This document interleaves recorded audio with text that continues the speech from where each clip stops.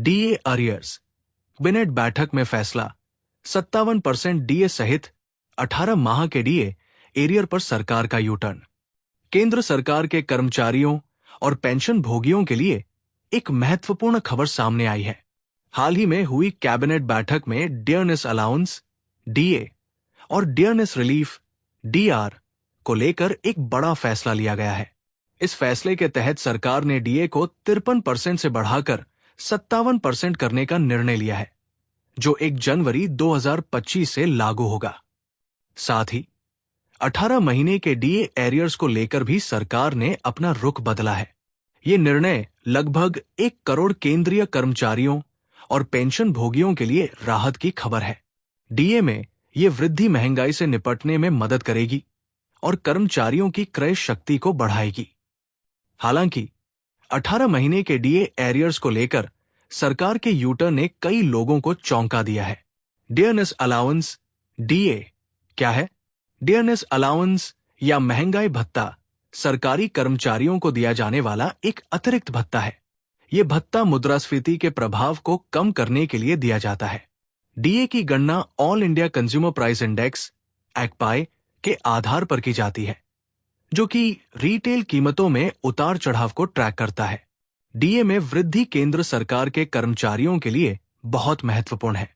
ये न केवल उनकी आय बढ़ाता है, बल्कि उनकी जीवन शैली पर भी सकारात्मक प्रभाव डालता है। डीए हाइक के कुछ प्रमुख लाभ हैं। बढ़ी हुई क्रय शक्ति। डीए में वृद्धि से कर्मचारियों की क्रय शक्ति बढ़ती है, जिससे वे अपनी दैनिक जरूरतों को बेहतर तरीके से पूरा कर सकते हैं। मुद्रास्फीति से सुरक्षा। डीए महंगाई के प्रभाव को कम करने में मदद करता है, जिससे कर्मचारियों की वास्तविक आय सुरक्षित रहती है। बेहतर जीवन स्तर। बढ़े हुए डीए से कर्मचारी अपने जीवन स्तर में सुधार कर सकते हैं और बेहतर शिक्षा, स्वास्थ्य सेवाएं आदि प्राप्त कर सकते हैं। अर्थव्यवस्था को बढ़ावा। डीए में वृद्धि से कर्मचारियों की खर्च करने की क्षमता बढ़ती है, जो अर्थव्यवस्था को गति देने में मदद करता है। 18 महीने के डीए अरियर्स पर सरकार का यू टर्न। सरकार ने 18 महीने के डीए अरियर्स को लेकर अपना रुख बदला है। पहले यह कहा जा रहा था कि सरकार इन अरियर्स को जारी नहीं करेगी, लेकिन अब इस मामले पर पुनर्विचार किया जा रहा है। ये यू टर्न कई कारणों से हुआ है। 1. कर्मचारी संगठनों का दबाव। विभिन्न कर्मचारी संगठनों ने लगातार इन अरियर्स को जारी करने की मांग की थी। 2. आर्थिक स्थिति में सुधार। कोविड-19 के बाद देश की आर्थिक स्थिति में सुधार हुआ है, जिससे सरकार के पास अधिक वित्तीय संसाधन उपलब्ध है। 3. चुनावी वर्ष। आगामी चुनावों को देखते हुए सरकार कर्मचारियों को खुश रखना चाहती है। 4. न्यायिक दबाव। कुछ कर्मचारी संगठनों ने इस मामले को न्यायालय में चुनौती दी थी। डीए कैलकुलेशन का तरीका। डीए की गणना एक निश्चित फॉर्मूले के आधार पर की जाती है। ये फॉर्मूला है डीए परसेंट एवरेज ऑफ एक्पाई फॉर द पास्ट 12 मंथ्स 115.76 बटा 115.76 x 100। सामान्यतः डीए का संशोधन वर्ष में 2 बार होता है, जनवरी और जुलाई में। हालांकि औपचारिक घोषणा कुछ महीने बाद की जाती है। अगला डीए हाइक जुलाई 2025 से प्रभावी हो सकता है, लेकिन इसकी घोषणा सितंबर या अक्टूबर 2025 में हो सकती है। डीए का वित्तीय प्रभाव। 57% डीए के साथ सरकारी खजाने पर लगभग 10,000 करोड़ रुपए का अतिरिक्त वित्तीय बोझ पड़ेगा। यह राशि कर्मचारियों और पेंशन भोगियों के वेतन और पेंशन में वृद्धि के रूप में खर्च की जाएगी। डीए अरियर्स की गणना। डीए अरियर्स की गणना निम्नलिखित तरीके से की जाती है। 1. पहले मूल वेतन की गणना करें। 2. नए डीए परसेंट और पुराने डीए परसेंट के बीच के अंतर को निकालें। 3. इस अंतर को मूल वेतन से गुणा करें। 4. इस राशि को अरियर्स की अवधि महीनों में से गुणा करें। साथ ही 8 एथ पे कमीशन की तैयारी शुरू। करोड़ों कर्मचारियों की सैलरी में होगा जबरदस्त इजाफा। केंद्रीय कर्मचारियों और पेंशनर्स के लिए 8 एथ पे कमीशन का इंतजार अब खत्म होता दिख रहा है, लेकिन इसके लागू होने की संभावना नहीं है। सरकार ने घोषणा की है कि नए सिस्टम के तहत सैलरी और वेतन वृद्धि को महंगाई और परफॉर्मेंस से जोड़ा जाएगा। जनवरी में इस सिस्टम का ट्रायल शुरू होगा और उम्मीद है कि फरवरी में पेश होने वाले बजट के साथ इसे लागू किया जाएगा। 7th पे कमीशन से शुरू हुई थी उम्मीदें। 2016 में लागू हुए 7th पे कमीशन ने केंद्रीय कर्मचारियों की सैलरी में बड़ा इजाफा किया। इसके तहत सैलरी, पेंशन और भत्तों में कई बदलाव हुए थे। 10 साल के अंतराल पर नया पे कमीशन लागू होने की परंपरा के चलते कर्मचारियों को 8th पे कमीशन का इंतजार था।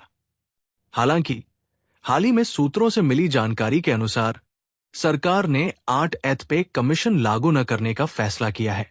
इसके स्थान पर एक नया सिस्टम लागू होगा जो कर्मचारियों को परफॉर्मेंस और महंगाई के आधार पर लाभ देगा।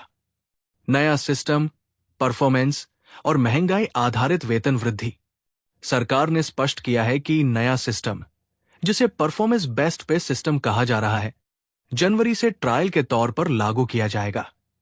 यह सिस्टम कर्मचारियों की कार्यक्षमता और देश में महंगाई दर को ध्यान में रखते हुए सैलरी में वृद्धि करेगा। इसका उद्देश्य सैलरी में सुधार के साथ साथ कर्मचारियों को उनके प्रदर्शन के लिए प्रेरित करना है। सूत्रों के अनुसार यह सिस्टम फरवरी में पेश होने वाले केंद्रीय बजट में औपचारिक रूप से पेश किया जाएगा। इसमें महंगाई भत्ता को भी ध्यान में रखा जाएगा, जिससे कर्मचारियों को महंगाई की मार से राहत मिल सके। 8th पे कमीशन न होने के पीछे की वजह। 8th पे कमीशन को लागू न करने के पीछे सरकार का मुख्य उद्देश्य पारंपरिक पे कमीशन प्रणाली को बदलना है। हर 10 साल में पे कमीशन लागू करने की प्रक्रिया लंबी और जटिल होती है, जिससे कर्मचारियों को समय पर लाभ नहीं मिल पाता।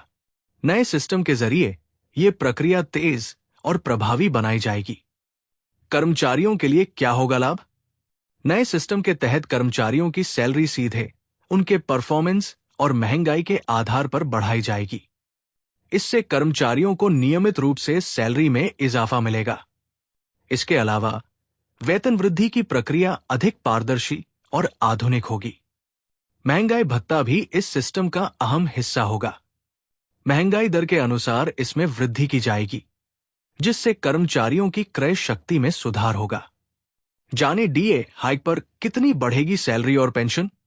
डीए और डीआर वृद्धि का कैलकुलेशन औद्योगिक श्रमिकों के लिए अखिल भारतीय उपभोक्ता मूल्य सूचकांक के 12 महीने के औसत में हुई प्रतिशत वृद्धि के आधार पर की जाती है।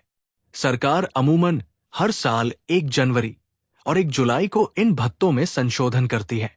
केंद्रीय सरकारी कर्मचारियों के लिए डीए ऐसा होता है calculate DA percent, average of 1 पाए, बेस ईयर 2001-100, पिछले 12 महीने के लिए 115.76, 115.76 x 100। पब्लिक सेक्टर कर्मचारियों के लिए डीए ऐसा होता है calculate DA percent, average of 1 पाए, बेस ईयर 2001-100, पिछले 3 महीने के लिए 126.33, 126 x 100। केंद्र सरकार ने कर्मचारियों को डीए की 3% बढ़ोतरी दी है, जिससे उनकी कमाई बढ़ेगी। न्यूनतम सैलरी 18,000 रुपए के कर्मचारियों को 540 रुपए का लाभ होगा, जबकि अधिकतम सैलरी 2,50,000 रुपए के कर्मचारियों को 7,500 रुपए की बढ़ोतरी मिलेगी। पेंशन भोगियों को भी ये लाभ मिलेगा, जिनकी पेंशन में 270 रुपए से 3,750 रुपए तक का इजाफा हो